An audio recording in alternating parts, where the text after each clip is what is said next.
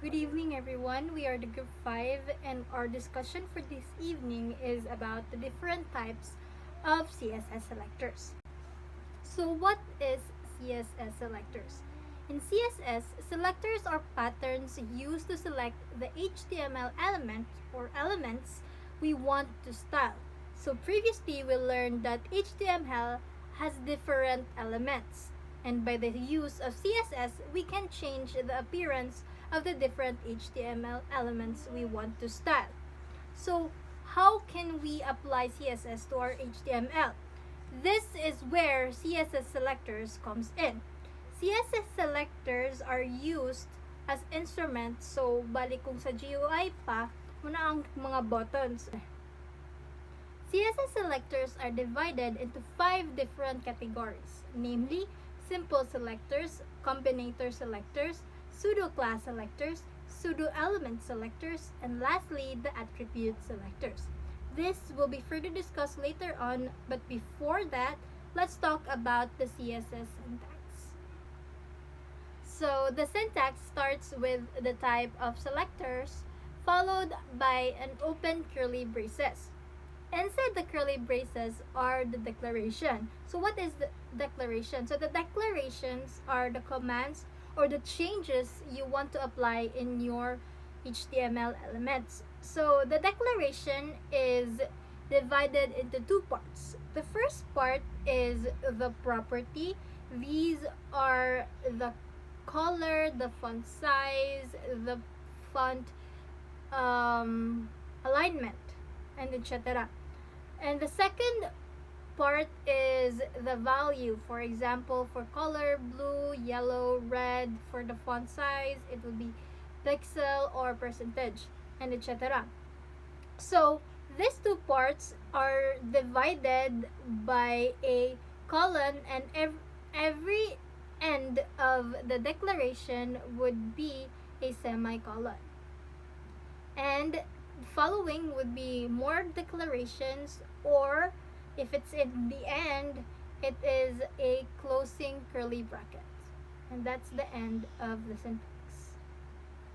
So the first category of our CSS selectors is simple selectors. So it selects element based on name, ID, or class. So iyang ginagamit kay name sa HTML element, sa ID, or ang class. So, there are 6 different types of simple selectors in CSS. First is the element selectors, the ID selector, the class selector, element class selector, universal selector, and grouping selector. So, the first one is element selector. Element selector. So, it selects HTML elements based on the element name. So, ang iyang selector kay ang name itself sa HTML element. So, for example, here naatay doc type HTML, then sa iyahang body na ay p tag or paragraph na kung i-run na to ni, iyahang appearance will be iyang font color kay black, ang iyang font style kay default lang, and then ang iyang text alignment kay naa sa left side. So let's try changing the appearance and try using element selector to edit the appearance. So our objective here is to try changing its text alignment to center, and text color will be red. So we are going to add first the name of the element, which is P, and then following the declarations. Then i-run na to siya, and then this is the output. So you can see from left side nga alignment, nahimo na siya center, and from the font color black, nahimo na siya og red. So as you can see, tanan name nga element P kay na change. Affected siya sa changes. Next is ID selector. ID selector uses the ID attribute of an HTML element to select a specific element. The ID of an element is unique within a page, so the ID selector is used to select one unique element. Also note that to select an element with a specific ID, write a hash character before the ID of the element. In addition, an ID name cannot start with a number. For example, here naatay doctype HTML na sa iyang body naatay duha ka p-tag or duha ka paragraph. The first one has an ID named para1 and the second one doesn't have an ID. So let's try using ID selector to edit the appearance. The changes we want to apply is that its text alignment will be at center and color of the text will be red. And then we will run this code, and then as you can see, there is a changes only in the paragraph 1 because paragraph 1 has the ID para1. So, ang purpose aning ID selector is that bahalag same sila og element name dito ra gid siya mag-differ sa iyang ID para kung gusto ka nga kana ra gid siya ang ma-edit, so mag-use na lang ka og ID to differentiate the two. However, possible gyapon nga same sila og ID name og element name, which is example here, sila duha ang na change. Then the third one is class selectors. It selects HTML elements with a specific class attribute. Note that to select elements with a specific class, write a period character then the class name. For example, so here naatay duha ka element sa body na ay H1 o P, and then ang ilahang class is first sa H1 kay line, then sa P kay paragraph. So first try nato i-change ang class name nga line.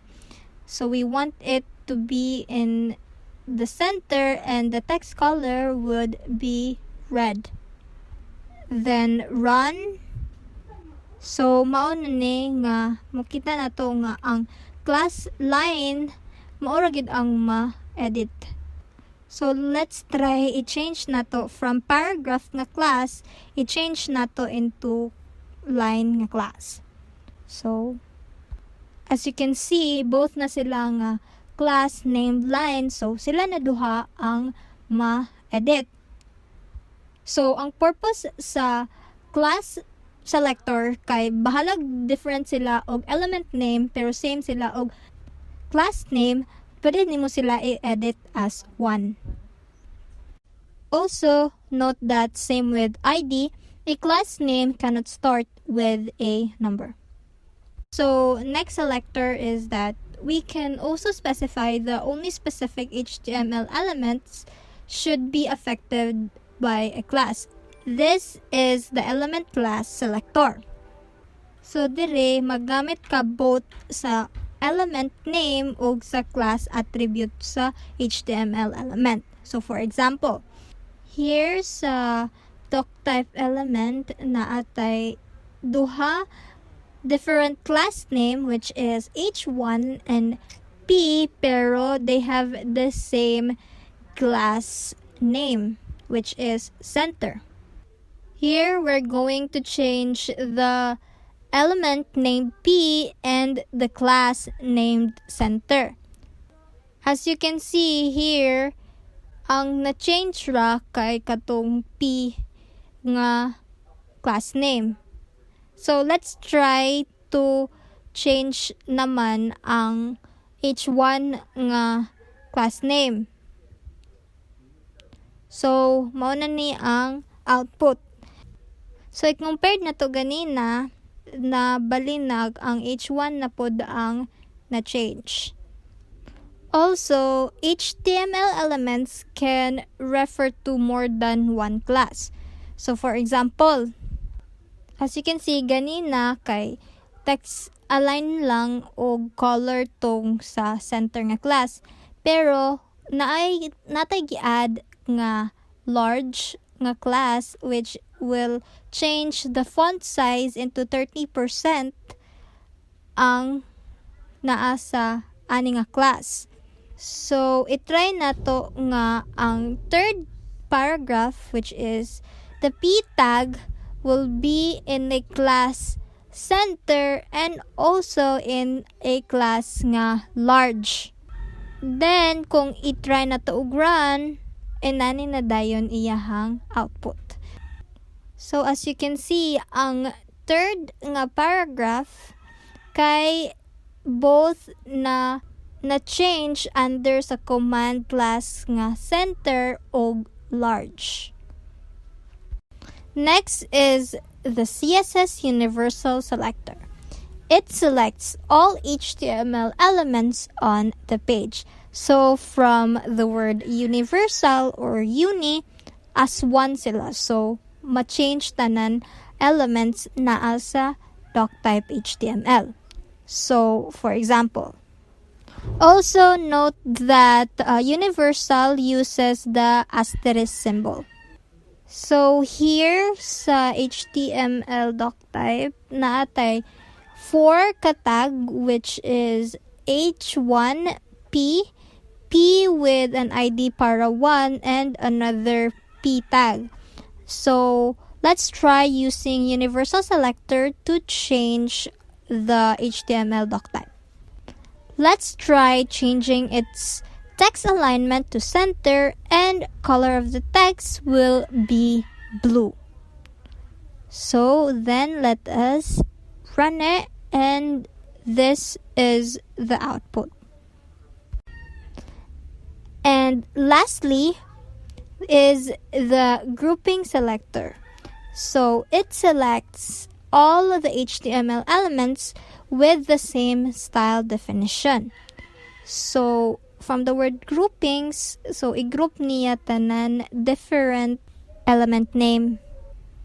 So for example, here we have a doctype HTML with a different nga mga CSS selectors na ay H1, H2 ug CP. And as you can see sa iyahang declaration, same ratanan nga ang text alignment would be at the center, then the color of the text will be red. So kung tan-awon nimo siya, it really takes a lot of effort and time para maisa-isa nimo siya. So ang purpose sa grouping selector is that it saves time and less hassle, so efficient siya kay iya mang i-group tanan mga same nga style definitions. So let's try to use the grouping selector ani nga doctype HTML. So if magamit og grouping selector para ma-divide nimo ang mga element name, just use comma para ma-differentiate nimo nga lahi na sila nga element. So let's try to run this and then this is the output which is the same ragyapon ganina pero kani efficient lang siya kay less time and less hassle. So this is the summary of all the CSS simple selector. First is the ID selector, then the class selector, then the element class selector, the universal selector, the element selector, and the grouping selectors. That's the end of the simple selector. So the next reporter is Miss Jenny Sahol for the combinator selectors. In some cases, using selectors alone may not be enough. CSS also provides other ways to target elements by using selectors together, which is known as combinators. So we are going to talk on how to use combinator selectors in CSS. So what is a combinator? A combinator is something that explains the relationship between the selectors. For example, we can target only child element of a parent element, or we can target an element followed by another element on the same level. So there are four different combinators in CSS. First is the descendant selector. Second, child selector. Third is the adjacent sibling selector. And last is the general sibling selector. So first, let us talk about the descendant selectors. So what is a descendant selectors? Descendant selectors matches all elements that are descendants of a specified element. So here, I am going to show you on how to use a descendant selector. So here, nagranta sa HTML. So as you can notice, sulod sa body is na article tag. And then sulod din sa article tag kay na IP tag nga nakabutang text inside article. And then sunod ang P tag kay na div tag nga ang sulod kay text inside div. And then human sa div tag na din sunod niya ang closing sa article tag. And then ang outside din sa article tag kay na ay P tag na sad. So for example, kung gusto nato i-select ang mga p tags nga sulod sa article tag, so kibali ang symbol sa descendant selector kay space. So we have here inside sa style nga ang nakabutang dire, as you can see, article space p. And then color nga atong gusto nga i-background sa atong result kay yellow. So pag i-run din nato na, as you can notice, nga ang p tags nga naa sulod sa article tag kay nagka-background yellow. So, na-notice man po siguro ninyo no nga kaning ang p tag nga naa sa gawas sa article tag kay wala ma-appeal. So basically mao na ang gamit ni descendant selector. So the next combinator that I am going to show you is the child selector. So what is child selectors? So child selectors selects all elements that are the children of a specified element. So kaning child selector, gina-target niya ang element direct of a parent element. So we put here sa article P kay dili na space. We put here ang greater than nga character. So sa kaning selector, tanan P tags nga directly naa sulod sa article tag ang magka-background yellow. So here, notice man siguro ninyo nga ang nagka-background yellow ra kay ang text inside article kung ato ning iran. So nganong wala man ma-appeal ang p tag nga text inside div tag. So basically kaning p tag nga naa sa sulod sa div kay not direct sa atong article tag kay naa man siya sulod sa usa ka div tag. Directly or not directly, kung imo ning tawagon si p tag nga naa sa article tag, tanan naa sulod aning article tag ang ma-output niya. So ang mauna ang gamit ni descendant selector. Unya kani si child selector kay direct man ni. So maunang nakalahi sa ilahang duha ni descendant selector og ni child selector. So let's move on kay adjacent sibling selectors. So what is adjacent sibling selectors? Adjacent sibling selectors is used to select an element that is directly after another specific element. Sibling elements must have the same parent element and adjacent meaning immediately following. So, in CSS, kaning adjacent sibling selector is represented with the plus operator. So, kung atong ning gamiton si adjacent sibling selector, it targets the second element which is the p tag here nga outside sa atong article tag. So, nakita ninyo ang outside sa article tag kay ang p tag nga text outside article. So, pag i-run ni nato, mao dayon ni ang result. Ang last niya, which is ang second element, ang nagka-background nga yellow, ug ang uban kay wala. Pero if na another tag, gani, nga between sa article tag and sa duha ka p tags, then kani nga rule wouldn't be applied. So, let's move on na sa ato ang last nga combinator, which is ang general sibling selectors. So general sibling selectors selects all elements not or siblings of a specified element. So, ang ginabuhat ni general sibling selector kay kani. Kani siya, gina-target ni ang elements of a specified element na same level which are their siblings, and it is represented with a tilde operator. So here, i-change nato ning style nato og article tilde p. Then, we will see nga ang p tag that are on the same level sa article tag ang iyang gitarget, or ang na-background lang nga yellow kay ang last nga p tag, which is kaning text outside article, kay on the same level man silang duha ni article nga tag.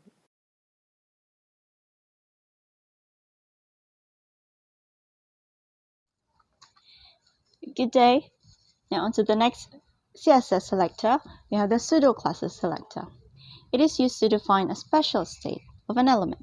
For example, it can be used to style an element when a user mouses over it, or style visited and unvisited links differently, or it can be used to style an element when it gets focus. Pseudo-classes let you apply a style to an element not only in relation to the content of the documentary, but also in relation to external factors, like the hover selector. These examples will be demonstrated later for better understanding. And the syntax for pseudo-classes are as follows. We have the selectors, the colon, and your pseudo-classes. And inside the curly braces, you have the CSS declarations, like the property and its value.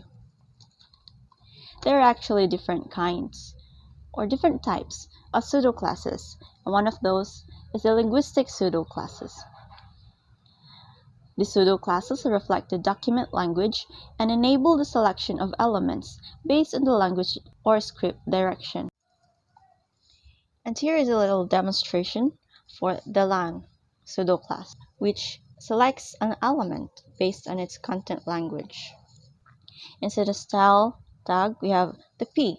Then you have your pseudo-classes, which is the lang, and its attribute value, or the language code, sp, that corresponds to Spanish, or it can be fr for French, or ph for Filipino.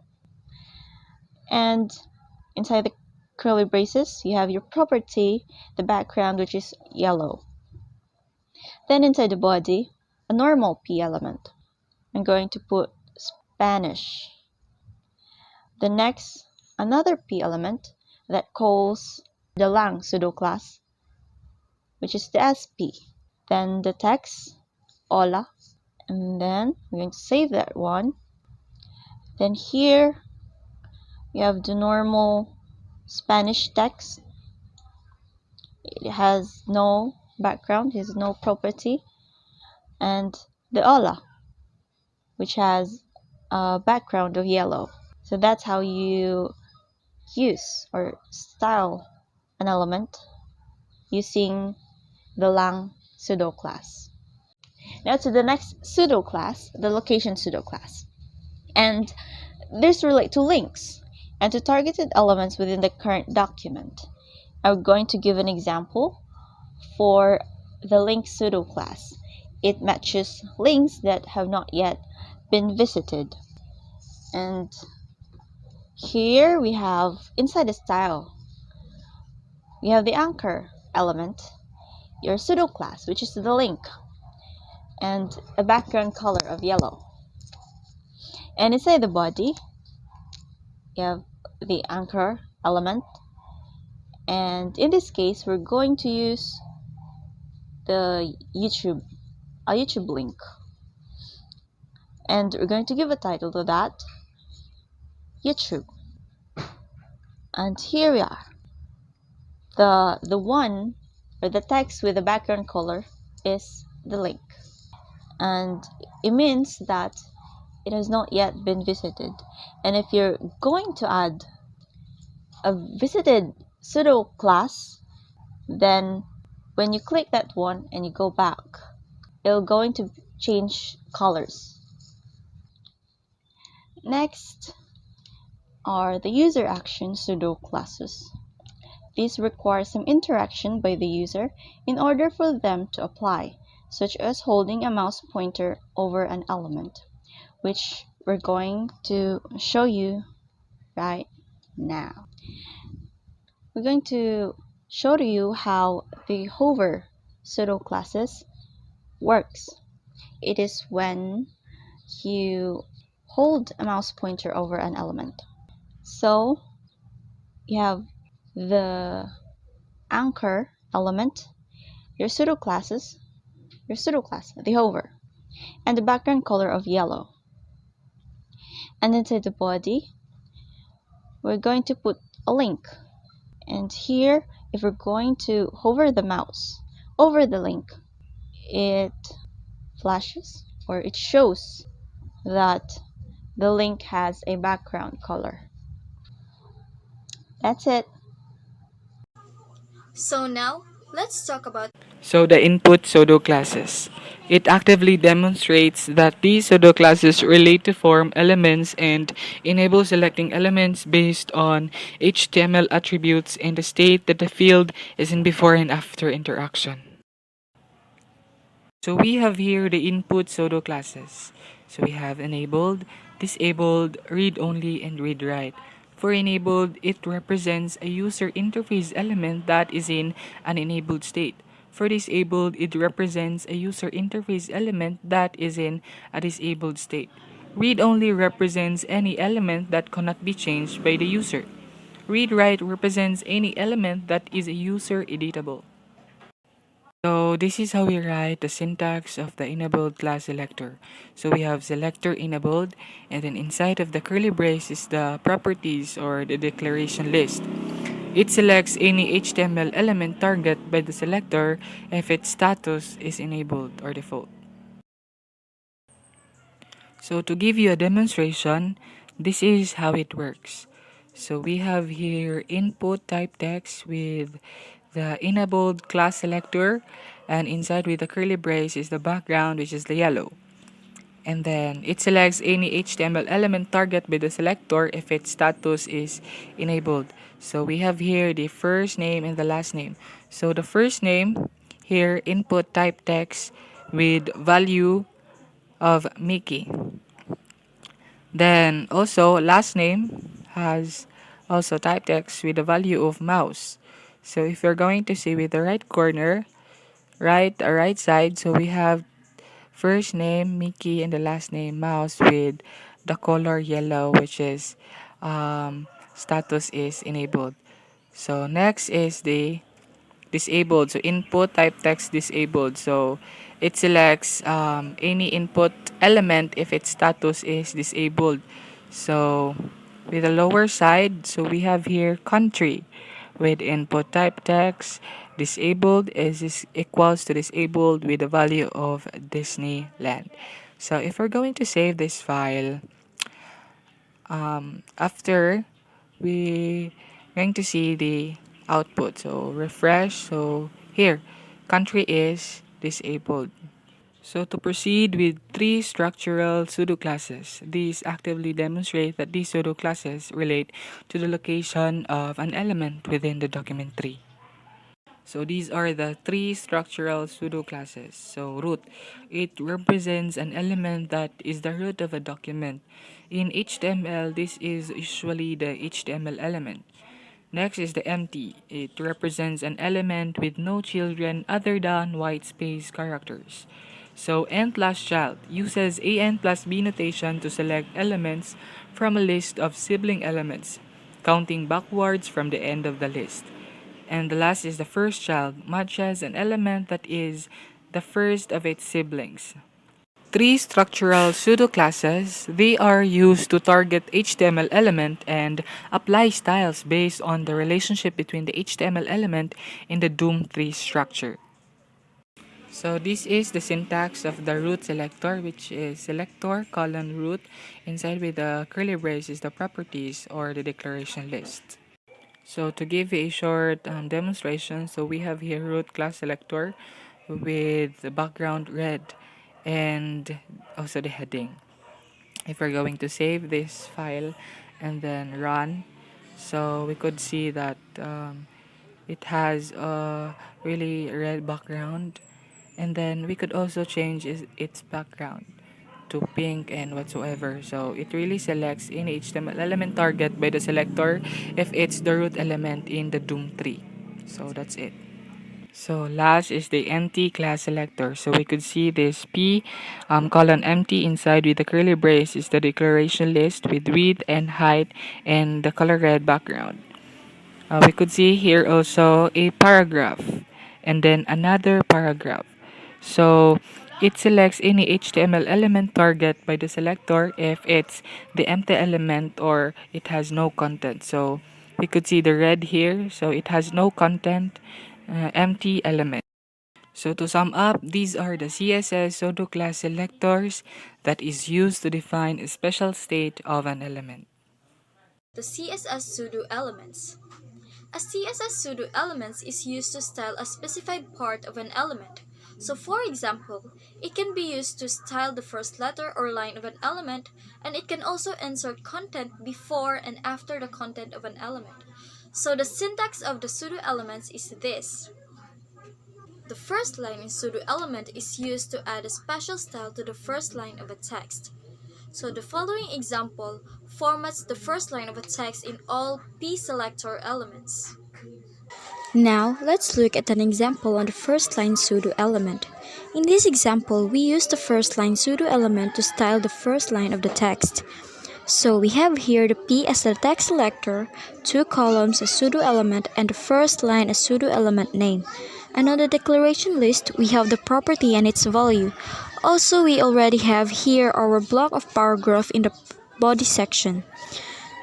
So what the first line element does is it transforms and displays all characters on the first line of any p elements based on the property and value we declared. So let's say, for example, text dash transform into uppercase and then semicolon. So let's see the demonstration. You can see that the first line of every character is converted and displayed into uppercase. So let's say that we want a color. Let's say the color is in red. Okay.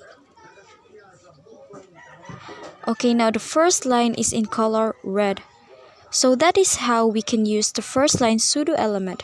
We can apply any different styles like color, we can apply the background properties, the font properties, font variants, and etc. We also have here the first letter pseudo element that is used to add a special style to the first letter of a text. We wanted the first letter of the paragraph to be a lot more bigger than the rest of the paragraph. So suppose that the first letter of the paragraph should be in font size of 20. So you can see here I have the P selector, two colons, the first letter pseudo element, and the open bracket, let's say font size 20 pt. So you can see there that the first letter of the paragraph changed into 20 pt font size. We can actually increase more if we want to. Also, we can use various other properties which will transform the first letter pseudo element, like we can use other font properties like font dash family Arial. We can see that the first letter font face changed into Arial.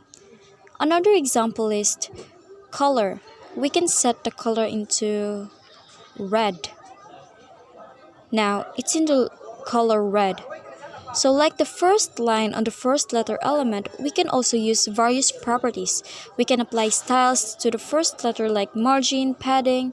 We can apply border. We can actually use almost all font properties. So I hope everyone understand how first letter pseudo element works.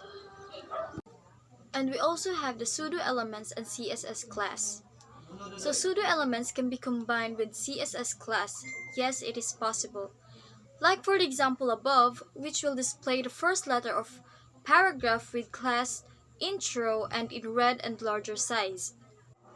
In multiple pseudo-elements, several pseudo-elements can be combined like what I said in the earlier example in the first line and first letter elements.